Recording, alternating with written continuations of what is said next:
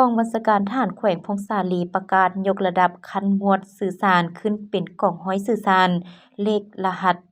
244โดยอิงตามแผนยุทธศาสตร์ของกระทรวงป้องกันประเทศฉบับเลขที่2773/กปทลงวันที่24เดือนมิถุนายนปี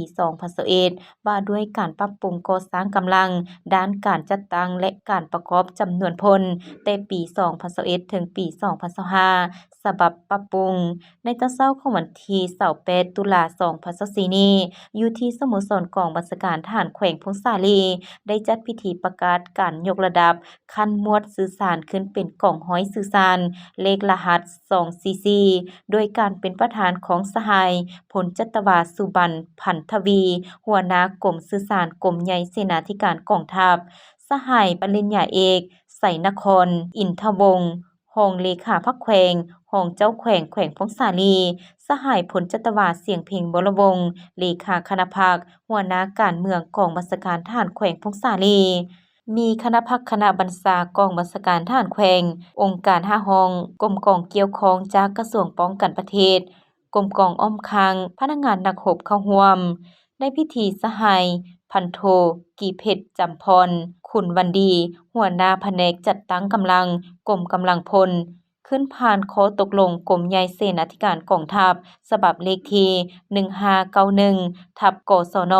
นครหลวงเวียงจันทน์ลงวันที่24เดือนมิถุนายนปี2024ว่าด้วยการยกระดับหมวดสื่อสารขึ้นเป็นกองร้อยสื่อสารรหัสเลขที่244ขึ้นกับกองบัญชาการทหารแขวงพงษาลีพร้อมนี้สหายพันเอกคำพรแสนศรีวงศารองเลขาคณะพรรคหัวหน้าการทหารกองบัญชาการทหารแขวงได้ผ่านโครงประกอบการจัดตั้งฉบับเลขที่1636/กบสกพงษาลีลงวันที่23ตุลาปี2024ว่าด้วยตำแหน่งงานและจำนวนพลตามหลักการจัดตั้งประกอบคันกองร้อยสื่อสารเลขรหัส244อยู่กองบัญชาการทหารแขวงพงษาลีในนี้แต่งตั้งสหายพันโทบุญจอมใส่ปัญญาเป็นหัวหน้าการเมืองสหายพันโทบุญลำอินตพลเป็นหัวหน้าการทหารสหายพันตรีคำสุขทวีวันเป็นรองหัวหน้าการทหารรับผิดชอบเวียกงานสื่อสารสหายห้อยโทพรเพชรศรีสุพรรณเป็นรองหัวหน้าการเมืองรับผิดชอบเวียกงานการเมืองแนวคิดและเศรษฐกิจสหายห้อยเอกสมตุยดวงพระจันทร์เป็นรองรับผิดชอบเวียกงานเทคนิคสื่อสารในนี้ยังได้แต่งตั้งหัวหน้าหมวดห้องหมวดและได้แต่งตั้งสหายพันโทบุญเสิร์ชอุ่นวิสัยเป็นหัวหน้าหมวดสำนักสหายห้อยโทใส่คำดวงศรีวันเป็นรองหมวดที่1หมวดโทรเลขสหายห้อยเอกคำสานวรรณบุกเป็นหัวหน้าหมวดสหายห้อยโทคำตาลตุ่มคำเป็นรองหมวดที่2หมวดโทรลมสหายพันตรีสมสวัสดิ์สมหลังสีเป็นหัวหน้าสหายห้อยเอกคำเมาขดแก้วเป็นรองหมวดที่3หมวดโทรศัพท์สหายห้อยเอกคำสายศรีประเสริฐเป็นหัวหน้า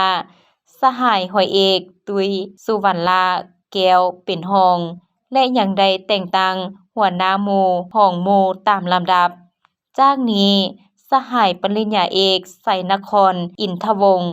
รองเลขาพรรคแขวงรองเจ้าแขวงแขวงพงษาลียังได้เคลื่อนไหวพบปะโอ้ลมและเยี่ยมยามเสนอตัวอยู่กองบัญชาการทหารแขวงในนามที่ได้รับหน้าที่เป็นรองเลขาพรรคแขวงรองเจ้าแขวงแขวงพงษาลีในพิธีที่มีความหมายสำคัญสหายผลจัตวาสุบรรณพันธวีประธานพิธีได้โอ้ลมซึ่งก่อนอื่นสหายได้เน้นหนักและเรียกร้องให้คณะพักคณะบัญชากองบัญชาการสืบต่อชี้นำแผนกสื่อสารกองร้อยสื่อสารและภาคส่วนเกี่ยวข้องเพื่อค้นคว้าบุคลากรใส่โครงประกอบการจัดตั้งและบุคลากรให้ถูกต้องและครบถ้วนเพียงพอเพื่อรับประกันเฮ็ดสำเร็จหน้าที่ของกรมกองกำแหน่งที่ตั้งภาระบทบาทหน้าที่ความรับผิดชอบของตน และจัดตั้งเคลื่อนไหวให้ถูกต้องเพิ่มทวีความสามัคคีเป็นเอกภาพอยู่ภายในปฏิบัติแบบแผนวิธีเฮ็ดเวียกหลักการรวมศูนย์ประชาธิปไตยนำพาเป็นหมู่คณะมอบหมายบุคคลรับผิดชอบอย่างจะแจงเอาใจใส่ศึกษาอบรมการเมืองแนวคิดให้พนักงานนักรบรับรู้สภาพการใหม่ตั้งหน้าปรับปรุงก่อสร้างกรมกองให้หนักแน่นเข้มแข็งในทุกด้านถือเอาคุณภาพเป็นต้นต่อสร้างกรมกองให้มีคุณทาสปฏิวัติมีแบบแผนที่ทันสมัยเป็นคร่าวๆพร้อมนั้นต้องได้กำแนนหน้าที่วิสาเฉพาะของตนเอาใจใส่พัวพันร่วมมือกับกรมกองและภาคส่วนต่างๆรวมทั้งอำนาจการปกครองเพื่อญาติแยงเอาความสนับสนุนบทเรียนและประสบการณ์ตามการตกลงของคันเทิงเพื่อเฮ็ดให้กองร้อยสื่อสาร244มีความเติบใหญ่เข้มแข็งและเฮ็ดสำเร็จหน้าที่ที่คันเทิงได้มอบหมายให้